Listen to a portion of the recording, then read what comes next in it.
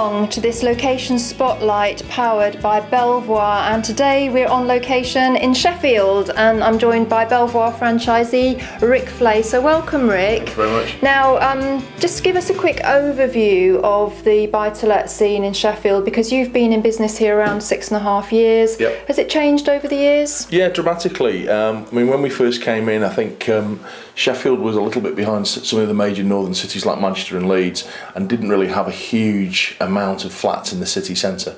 And the first couple of years of trading was very much dominated by cranes in the sky, lots of new properties coming on the market, and it's changed significantly now. If you look around, there's no cranes in the sky, banks have stopped lending, and unlike some of the other cities in the country, I believe we still have a shortage of properties.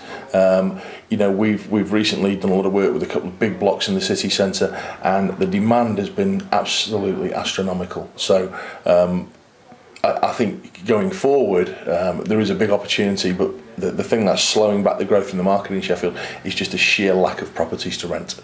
So as a letting agent, that's kind of a nice problem to have, because you've got too many tenants but not enough properties, but you need more landlords. And what sort of properties are you short of? Is it across the board? Not totally. I think the major demand at the moment is for 1 and 2 bedroom flats within the city centre, but also for your typical, there's three sectors. So the flats in the city centre. Second sort of sector, if you like, would be traditional Sheffield 2 and 3 bedroom terraced houses, which will suit primarily the first time, well, what was the first time buyer and is not currently a first time buyer. And then the third market is the student market, and the 4, 5 bedroom, 6 bedroom HMO type property. So there's 3 distinct markets, all of which I think are slightly underserviced. So where landlords have money, I think there's a great opportunity in Sheffield to invest at the moment. It is interesting that you said about the shortage of flats, because many northern cities, like, as for instance, Leeds, which is what, 30, 40 miles from here, they were absolutely oversaturated with flats. Interesting that Sheffield isn't, and therefore I definitely can see an opportunity, particularly maybe for first-time landlords who want to dip in their toe in the water and feel more comfortable with a flat. Yeah, absolutely. I think, as I say, that the restriction from talking to people who are still looking at buy-to-let, the restriction seems to be the availability of money, not the desire. So, yes, that's across the whole UK, I think, but hopefully, you know, the mortgage market is easing a little bit and coming back to life. So what sort of tenants do you have in Sheffield? Is it mainly private, mainly LHA, a mix of both? We don't deal with the LHA market.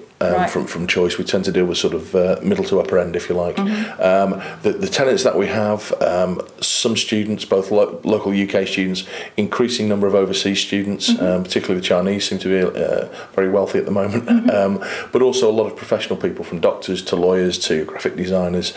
We don't, as a city, have any significant businesses, you know, no major head offices of multinationals here, but there are a number of small to medium businesses fueling the economy.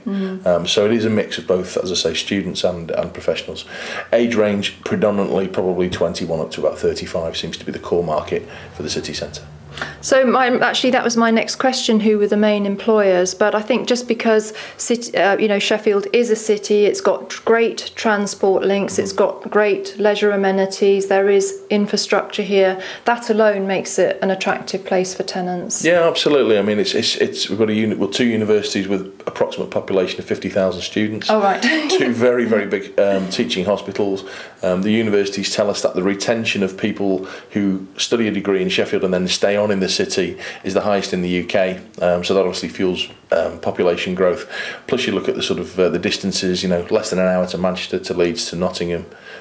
So it is very centrally positioned in the middle of the whole UK, and like you say, the transport links, the safety of the city, the greenery, all fuel it. It's a very safe and enjoyable place to live. What about the crime rate here? Is it lower than average? Yeah, I believe so. Yeah, I mean, I couldn't put my hand on the exact statistics, but traditionally it has been one of the lower crime areas in terms of city centres in the UK, without a doubt. It is regarded as a safe city. So you're more than happy to talk to landlords and potentially potential landlords about how you can help them. If I was a first-time landlord just wanting to dip my toe in the market, what advice would you give me? I think the first thing I'd say is come and talk to somebody like ourselves. We are not going to force particular properties down somebody's throat just for the sake of a sale. You know, we can offer independent advice. We will give you the warts and all, if you like. And I think it's important.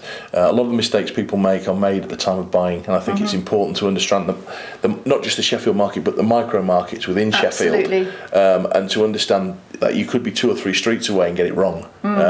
So talk to us before you put pen to paper. We offer free initial consultations, and we'll actually go through right to helping people find the right properties at the right price. And I think that's the key at the moment to success. Well, I totally agree with you, and I loved what you said about the micro markets as well, because that's true of any city, and you can get it wrong by a matter of streets, and that's where specialist knowledge like yours really comes in to help a landlord. And also, Nick and I always say, find the demand before you create the supply, and it sounds to me like you've got tremendous demand here. Yeah, we have. And as I say, those 3 sectors that I mentioned before are probably where I'd be really focusing on if I was looking to invest. I think the other thing that people could bear in mind is that the purchase price of properties in Sheffield is still significantly lower than other bigger cities, if you like. I think the average price at the moment is about £115,000 for a 2 or 3 bedroom house, which, you know, compared to other areas is still very, very reasonable. It is. And you can get, 6% up to probably 10% on student properties if you're buying at the right price in the right area.